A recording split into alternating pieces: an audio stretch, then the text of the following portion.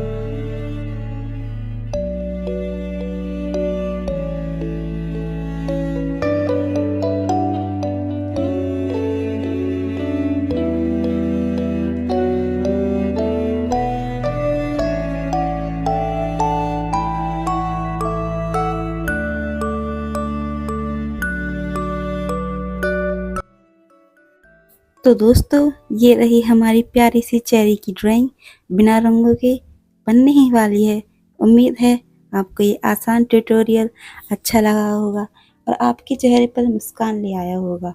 अगर आपको ये वीडियो पसंद आया हो तो इसे लाइक करना ना भूलें और चैनल को सब्सक्राइब करना भी ना भूलें और अपने दोस्तों के साथ शेयर करें।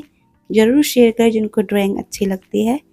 फिर मिलेंगे एक और प्यारी ड्राइंग के साथ। तब तक हग्स और ढेर सारा प्यार आप सबको। Bye bye.